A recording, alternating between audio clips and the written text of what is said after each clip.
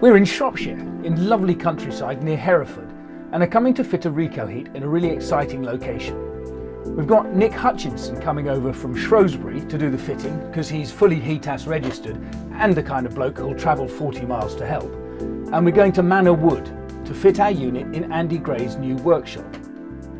Manor is a bespoke furniture making enterprise that is also something of a YouTube phenomenon.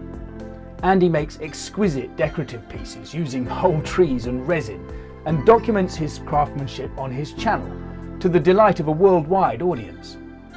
Last year he suffered a devastating fire that completely destroyed his workshop, and he's been labouring ever since to remake the pieces he lost in the fire and to build a new oak-framed workshop exactly as he wants it. He's just fitted a wood-burning stove and actually makes briquettes for it on site using the sawdust he generates in his work. I'm going to let Nick introduce himself, then show you a brief view of the installation, and then let Andy tell you about his plans for it.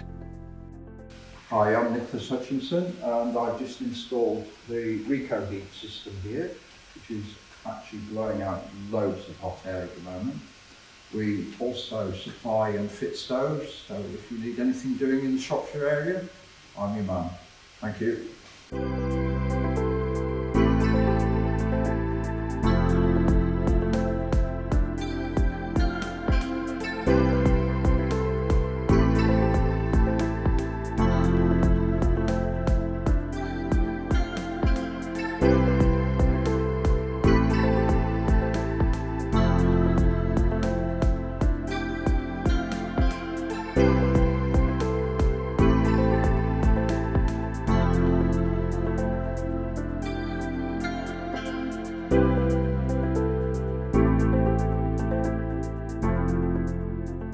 Hi there, I'm Andy from Manor Designs.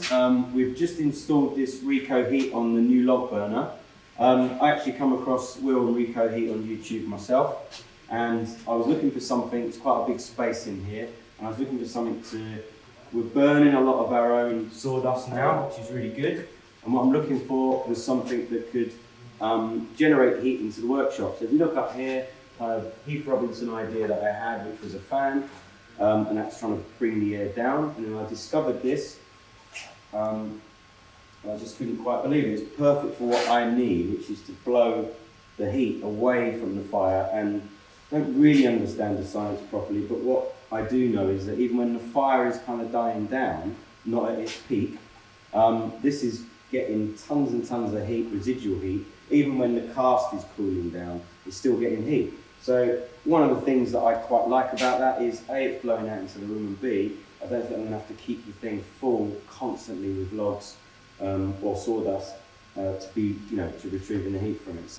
So I am going to be doing a kind of follow-up on this, probably a couple, once I've had it a little bit longer and see the difference in, I know it's working so I can feel it straight away. I want to see the difference in how much wood I need to burn to retrieve the heat.